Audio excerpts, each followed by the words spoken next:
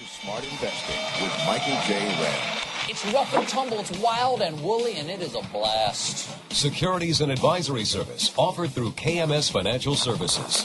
This is Smart Investing with Michael J. Wren. Now don't awe him, he's crazy. And Michael's co-host for Smart. My shrink just killed himself. Blamed me in the note. For I have the pride, the privilege, nay, the pleasure of introducing to you the one, the only. This is Smart Investing with Michael J. Wren. Hello, everybody. You're back with Smart Investing. You have tuned in for the second hour of this show where we try to take the topic of investing, make it easier to understand, to get you good, relevant information on each and every show, and we try to be entertaining, right? You in a hurry? No, it's just... Hour's still going to be an hour. Hour's still going to be an hour, he says as he's moving his head back and forth. No, people are used to me saying that, so I didn't want to labor around those words and consonants and vowels. Might as well just spit it out and get on with it. Did you have notes? Yeah, and it's sunny outside, and frankly, if I would have had a best-of show in the can, you would have been listening to a rerun, so I could have my can on my bicycle riding out in this nice weather. It is really nice. Yeah, I mean, come on. I mean, I'm just now realizing who the hell are we talking to? Like 4 people. The sad part is, I mean, it's not that nice because it's only 40 degrees, but doggone it, yeah, for February. Nice, only 40. Way to be negative. In the winter, it's 40's awesome. There's no snow on the ground. Let's just say it's 44. Okay, let's just say it's 44 instead of 40. That sounds better. I'm negative. I'm positive. That's not right at all. Okay. I ended last hour talking about annuities being overused. They're being overused because people are looking in the rearview mirror, thinking of 2008, thinking that that's going to happen again, like soon. It's going to happen again, just not any time when you're ready for it. Let me just tell you that. To me, people on our website giving us the tally of 75% think the economy is going to get worse in 2012. To me, that's like people saying that winter's going to be 9 months this year. It's just wholly unfounded and kind of doesn't even make sense to me. Seriously, to me, I don't think I don't even think a person is negative when they say that. I just think they're kind of ignorant of like the way the seasons of the world work. Like if somebody told you that winter was going to be 9 months this year, what would you think? I think no. Okay, and why would you think no? Are we just talking this year? No, just any year. Oh, well, because that's just kind of the way the world works. It's usually around here, it's 4 or 5 months, give or take, and that's about the end of it. Isn't that the same answer I give people when they ask me to reassure them that the world's not going to end? I just tell them because that's the way the world kind of works. Because the stocks went down today, and tomorrow the stocks are going to go up. Or over like a decade, they've sucked for a decade, and they're probably not going to suck the next decade. And the decade prior to them sucking, they did like really, really, really well, said the Valley Girl. And so that's what happens. But when I give them that answer, they look at me with these eyes like I didn't even give them an answer. Well, you didn't give them the one they were waiting for. Well, I don't know if they realize that they're not waiting for one. They're waiting for them to feel better. I can't do that. I'm not that good. I don't have a voodoo doll. You're not that guy to make them feel better. If any of you have problems, take care of them yourselves like adults. I know you long enough. So, Mike, you're supposed to make me feel better. No. Chris, that's very, very funny. Let's talk about the seminars. Next week I'll tell you when the first one will be. It will be on annuities. I'll be telling you how you should think about them, what they can do and what they can't do. Where's the best place to learn from how to do math? Somebody that really doesn't like math, that knows how to do it the simplest way possible. Where's the best? I think the best place for you to learn about an annuity would be from me, where I don't think you should even start with them in the first place. Somebody that has a preconceived notion to do no harm, that it probably shouldn't be used for you because it is so restrictive and expensive. Now, somebody might say, well, that's not a very objective point of view. You're right. It's not an objective point of view because it's the right one. And the reason that it's not an objective point of view is I have to take the opposite side of the whole masses out there that are trying to sell you this stuff. So by the time you talk to 500 people that want to sell you an annuity, and you talk to one very, very virulent opponent of them, me, you might be somewhere in the middle. Because I really don't want to be that staunch of an opponent. It's just, it's so easy to take the opposite side when everybody, oh, look at this, it's a can't lose thing and all this. I can take the opposite side, and it's quite easy. Kind of like, devil's advocate. Okay. So what did the seminars entail? Just as a review, it's a Mike Wren seminar, so it's different. Okay? First thing, there's not a free set of snow tires that you're going to sign up for that I'm raffling off to try to get your contact information. In fact, there's no sign-up sheet, number one. Number two, I'm not going to try to touch you in any way. In other words, shake your hand, be there as you enter the room. Oh, thank you for coming. I'm so glad that you're here. And the court said that you can't do that anymore. Right, anyway. exactly. No, I'm glad that you're there, but it's like, okay, I'm not going to be greeting you as you enter the room. I'm just not that happy of a fellow. But if I can make it free hugs for everyone. And stuffed And animals. if I can make it, I'll hug everyone that comes in. Mike, on the other hand, don't touch him. Right. Even like the Howie Mandel of investing. Yeah. Just don't touch him. I'm just going to let you be yourself. Come into the room. I'm not going to be dressed all in a tuxedo. There's not going to be some ploy for me to try to contact you to sell you something later on. You're not going to put your name down anywhere, so I won't know who any of you are. Isn't that perfect? If the seminar takes place in 80-degree weather, you may show up in bike shorts. No, normal shorts. Okay. Yeah. But I have to tell you, it's a grown-up world. If you want to get a hold of me, I bet you can figure out how. I'm just thinking. Okay? So also, it's not a ploy to buy you an expensive dinner. I'm too cheap for that. Plus, I don't want to be everybody all sleepy from eating tons of food, okay? You're going to be learning something. So what will be offered? You'll have you'll have free drink, which will be wine, beer, pop, tea, soda, whatever you want to call it, water, if you want to be really boring. And that's going to be complimentary.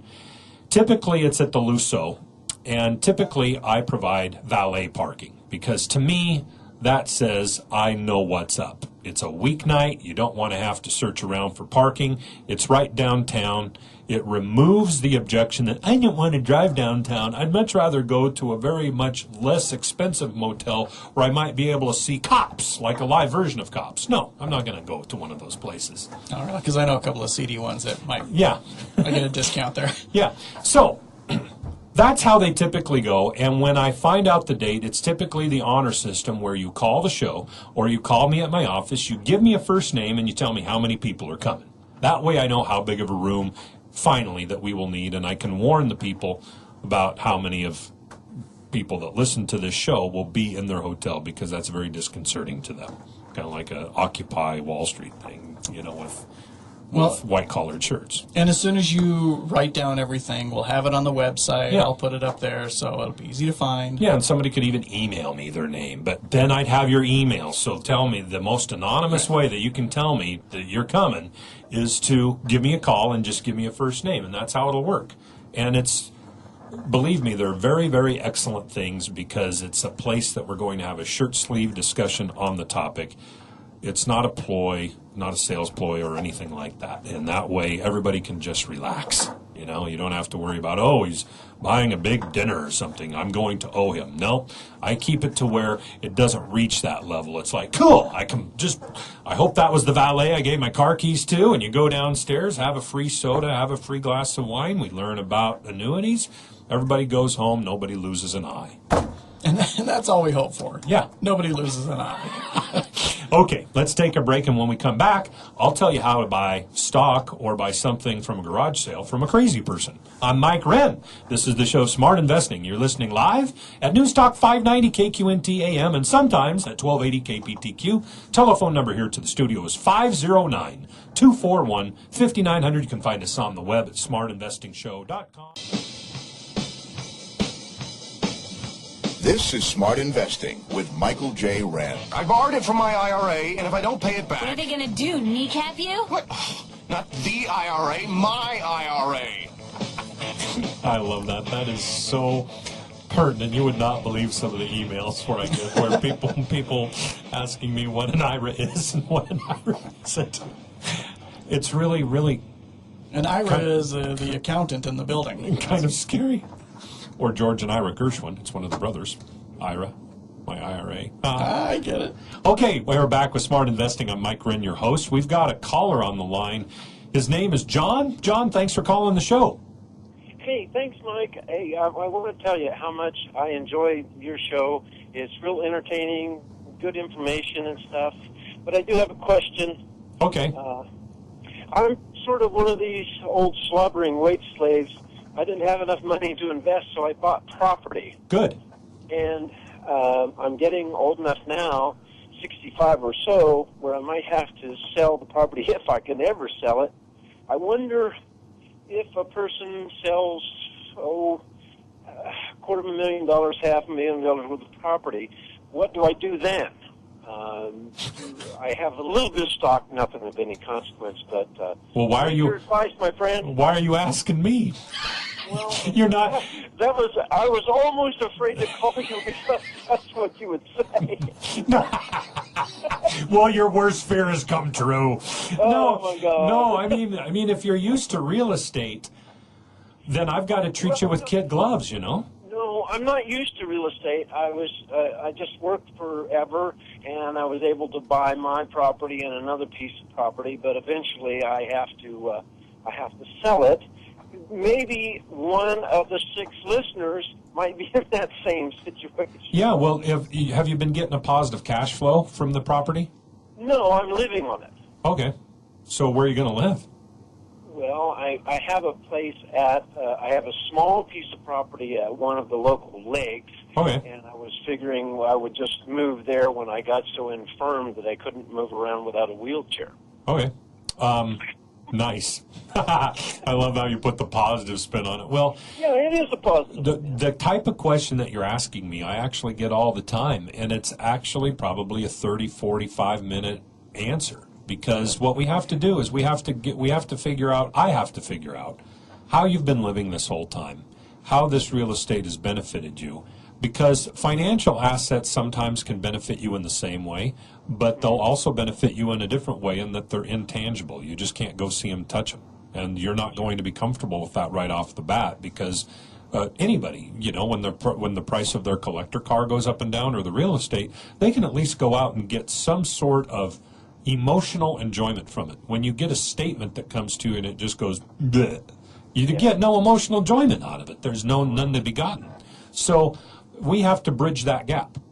And that's why it's a long answer, because I don't know you exactly. But yeah, we have to get you some sort of a return on your money. And I have to tell you, the odds are in our favor with the way the markets and the way the world is now. Everybody being such a pessimist is perfect for you and me. So if you want to talk... Go ahead. I would like to categorize myself as a realist, not so much as a pessimist or an optimist. Yeah, well, a realist, if you look at all the data, there's no reason to be very, very pessimistic about the future. Yeah. So what it is what I would do is just, if you care, just come talk to me at my office for a half hour sometime. Well, it's not going to cost you anything. We're just going to chat and talk about your situation. But it's not any one of my competitors would say, well, this is what you do, this is what you do, this is what you do. And no, you're not in that realm. We're going to be making a very, very big change of asset class that I don't want you to freak out about. Sure. So I can tell you one thing, we wouldn't be investing all the money unless we had to. You would be leaving a very significant portion in the bank so you could get used to what was happening. Well, I've run the numbers. We have sort of from retirement and this and that. We have enough money, I think, to live on. It's just a matter of, okay, if I sell this property and then move down to my other property. Yeah. The biggest, there's a lot of room. What do you do with that? Yeah, there's a lot of room for me to disappoint you because. Oh, great. No, there is. Well, it's just because if after you invest is what I mean. After you were to invest with me, there's a lot of room for disappointment because it's going to behave differently. And I know that because I've dealt with several investors that had big commercial properties that were used to their wealth in this one way, acting this one way. That's not going to act that way anymore. Oh, I'm assuming it's just going to be, a trickle or a conservative sort of thing. I have no problem with that. It may be a lot better than that. We just don't know. I might be really, really good. You might be. Yeah, I might be. Nice shot. Yeah, thanks for. No. Hey, I love you guys' show. Thank you, John. I listen and have for years. Well, wait. Every Saturday. Let me get rid of you because I got something good to talk about right after you hang up the phone. Well, get rid of me soon. Okay, bye-bye. Okay. He was sure a nice call. That was nice for somebody complimenting me. And I'm glad that he actually got you enough where when you tell, I need to get rid of you, and he laughed and knew that you were kidding. Yeah. Because when I say that to the kids, wow, they get upset. Okay, I've got 6 or 7 minutes to finish up this thought. So before John called, and John, thanks again. It was wonderful talking to you. Love talking to one of the listeners. It's great. So before we took John's call, we were talking about like a hypothetical bankruptcy situation of a person or a company where when you're selling all your stuff, you're only going to get maybe 30 cents for every dollar of money that it might be actually worth. And in order for that to change, you yourself or the company can't change it in that regard. There's too much of a negative connotation, bankruptcy, blah, blah, blah, blah, blah. The only thing that would change that situation is one other bidder or two other bidders. And we got that. We got that, oh, yeah, that would be an emotional switch. Not from the person, not from the company's point of view, but from the people trying to buy the assets. There's an emotional switch there that goes instantly from, oh, they're filing bankruptcy or they might file bankruptcy to where, no, God, why would they? Are they really that bad off? And I was talking book value. Book value is when you look at the tangible value of a company, you're not looking at how much they can earn. You're just looking at asset value. Their property, plant, equipment, checking accounts, bank accounts, investments. What's it worth? Like GE, all of their property, plant, and equipment, Boeing, all of their manufacturing facilities. Okay, there's a lot of stuff. Now a bank. A bank's book value is a little bit easier to calculate because they're boring. They've got big buildings and computers and desks and people and lots of banking accounts. Stuff that they own and stuff that they have for everybody else. Let me tell you that this is absolutely not a solicitation to buy or sell. This is more like what you would refer to as a case study with in quotation marks, because I may or may not, no, I'll tell you, I think for myself it's an opportunity. You've heard of Bank America. I have. What do you think of when I say the word Bank America right off the bat? What do you think of? Negative connotation? Yeah. Perfect. That's okay. For as much as I pay attention, sure. Right. They were one of the people that blew up Wall Street. They bought Merrill Lynch. They bought Countrywide, 2 big nooses around their neck. They almost went broke. They had to be bailed out by the government and blah, blah, blah, blah, blah. All right. Am I screwing you up to say that didn't Warren Buffett buy a bunch? No, he gave them money. He gave them preferred stock. Yeah. No, you're not screwing me up at all. Yeah, that's the only thing I remember. Well, that's somebody that came in and said, okay, I'll loan you money. I don't really want to buy the stock, but I'll loan you money, and you got to pay me back. That's like the brother-in-law that you really don't like. Well, family, I'll lend you money, but I'm not going to give it to you. But would the brother-in-law lend you money if he really thought he wasn't going to get it back? Yeah. No? No. There you go. Key number 1, Warren Buffett bought a whole bunch of preferred stock and, things like that. The book value of Bank America is at $20.80 a share. That's what they say in their accounting statements that all of their stuff is worth. The stock price is $7.84. 7 is less than 20, right? It is. So that bank, as well as several other banks out there, is trading for less than its stated book value. A lot less. What that tells you is that Wall Street is looking at this sort of a bank and saying, I don't trust you. I don't trust the numbers. I don't trust your book value. I think that you own some toxic assets that are worth significantly less or maybe zero when you're showing them as being worth something on your books. Be like somebody telling you, I don't think your couch is worth almost anything, or that TV. I don't know if the TV works. It looks fairly new, but I don't know if it works.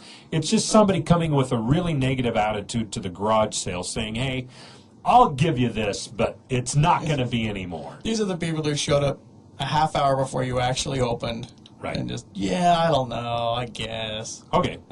We all hate those people. I did the math. So this company is trading at 36 cents for every dollar of book value. So about a 60 to 70% discount of what they say book value is. A reasonable person might look at this and say, well, yeah, it's Bank America. I wouldn't believe their book value either. But is it so negative that it's only worth 36 cents on the dollar? That's the question that you ponder. Does a person invest in them or no? I don't know. You should talk about it. I would talk about it with you. Is it something I think you should do? I don't know. I don't know you. I don't know who's listening. This is a case study, okay? This proves to you how an investor thinks, not a salesperson. So we've got one of the world's biggest banks that's got tons of negative connotations with you. Over the last year, the stock price has dropped by almost 50%. But they are still making money, and now now they're trading, and they have been trading at 36. It was less than 30 cents on the dollar, and now it's 36 cents on the dollar. And just like I told you in the analogy, if our little fake company or fake family that went bankrupt, to get more than 36 cents on the dollar for every dollar of book value, can Bank of America do anything to change that relationship? No. They're making money now. They beat earnings estimates. Where it has to change is the emotional perception of the company. A lot of people will say, well, I just need more time to figure out if they have bad loans or not, or if they have, off balance sheet stuff. They need more time. They need more time. What that just is telling you is they're saying that's a run home to mama comment. That's, I don't know enough, I'm too scared. What? Or something I'm thinking when you're at a store or something and the guy's trying to sell you something, and you go, well, I got to go home and check with my wife first. Yeah. I'll be back tomorrow. You're not being back. Yeah, you're uncomfortable enough that you're not going to pull the trigger. But that is also where good deals are born.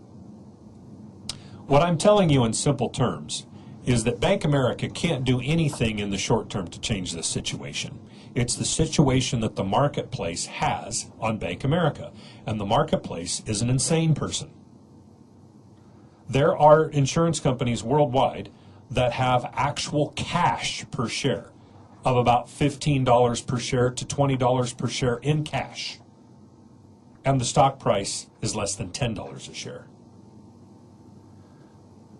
Okay, cash is cash. It's not something that you could say, oh, that couch isn't worth that much, that bad loan isn't worth that much, that collateralized debt obligation isn't worth that much. No, that's a quarter. The quarter's worth a quarter. So there are insurance companies out there that have more cash per share on hand than they have more cash on their books than their entire company is being valued at by the marketplace. This has happened before, everybody, where essentially you can buy $15, you can buy a $20 bill with a $5 bill. How long would you do that, Chris? Forever. Right. Until the police caught me with my counterfeited $15 bills.